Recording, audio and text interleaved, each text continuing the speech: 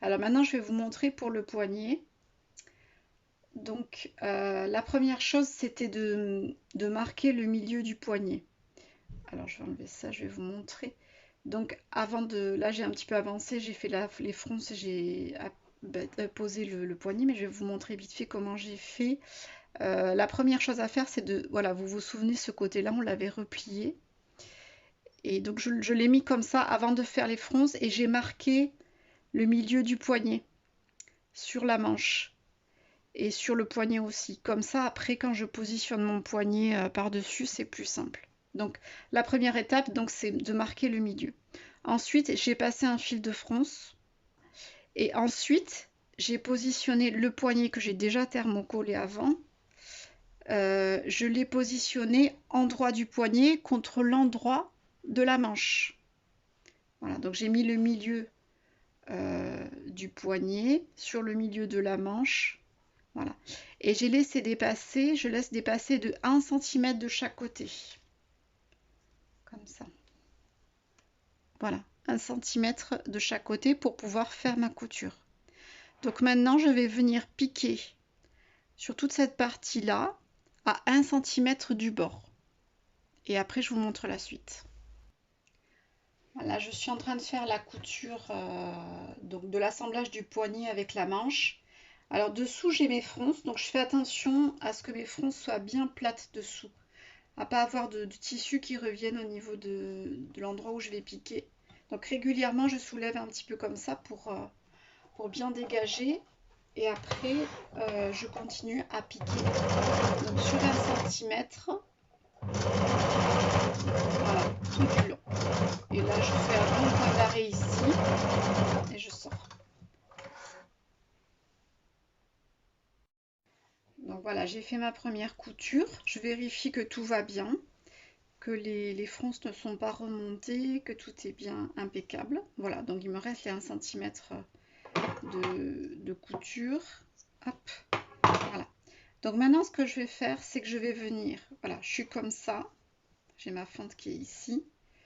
Donc je vais venir, hop, faire ça et mettre une petite épingle là, pour pas que ça revienne. Je sais pas si vous voyez bien. Hop, à ce niveau-là. Voilà. Et maintenant, je fais ça. J'enferme, hop, le poignet ici. Voilà. Ça, je vais le fermer.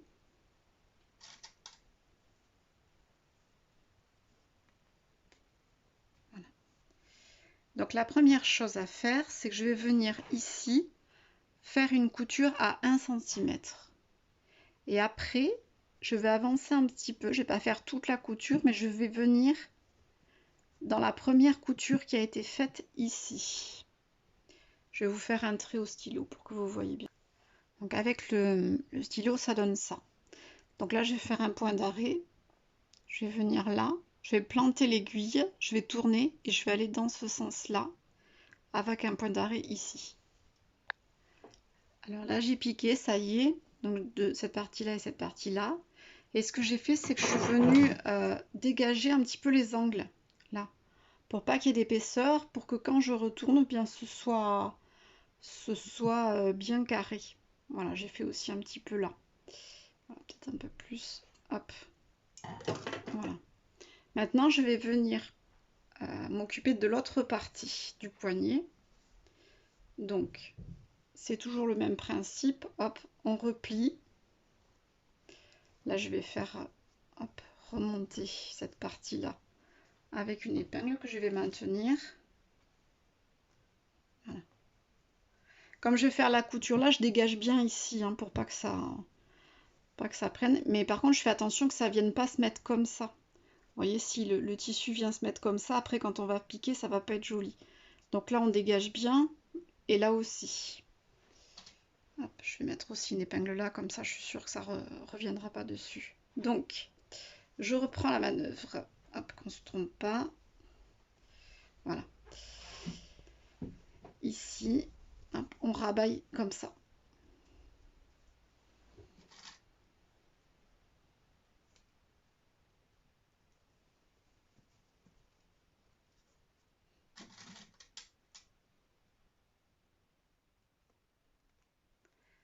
Voilà.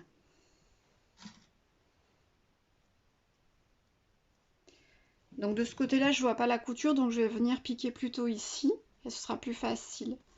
Donc avant, ben, comme pour l'autre partie, je vais tracer au stylo, et je vais venir piquer jusque là, voilà, avec un point d'arrêt.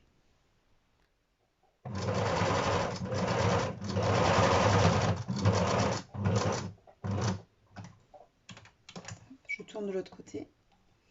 Alors, je vais pousser un petit peu là, pour que ce soit plus facile. Voilà, là, je n'hésite pas à prendre du temps aussi pour bien étaler, pour bien préparer les choses avant de passer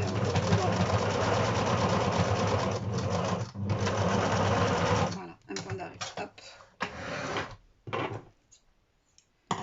Donc je coupe mes fils, j'enlève mes épingles et je crante les angles. Enfin, je dégage les angles. Voilà. Un petit peu plus. Voilà. Donc une fois que j'en suis là, je peux tout retourner. J'enlève les petites épingles que j'avais mis pour maintenir le tissu. Voilà.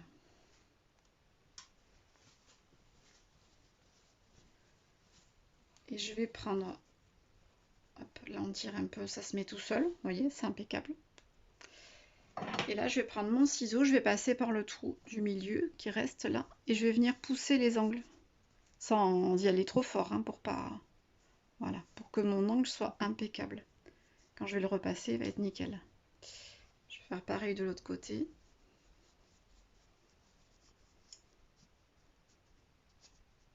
Voilà, là aussi c'est bien cranté, donc il n'y a pas de souci. Et là je pousse un petit peu aussi. Voilà, donc déjà on commence à voir le poignet. Hop, je me suis tout enroulée. Voilà.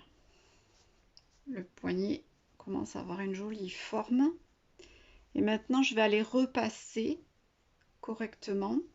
Alors là, ici, donc là, vous voyez, c'est pas cousu. Donc quand je vais repasser, je vais prendre dans l'autre sens. Comme je sais que ça doit rentrer d'1 centimètre, je vais tout préparer au repassage en pliant à 1 centimètre et je vais épingler à 1 mm de cette couture-là, ici. Comme ça, après, je pourrai faire une surpiqûre de l'autre côté et ce sera bien fermé. Ah, donc j'ai fait le repassage de mon poignet. Donc vous voyez, c'est bien plat, c'est joli. Et j'en ai profité donc pour faire, voilà, là où il y a encore cette ouverture-là. J'ai rabattu sur 1 centimètre à l'intérieur. J'étais un petit peu au-delà de la couture à 1 mm. Et j'ai épinglé comme ça. Donc maintenant, je vais pouvoir faire une surpiqûre ici, là, qui va fermer l'ouverture qu'il y a ici.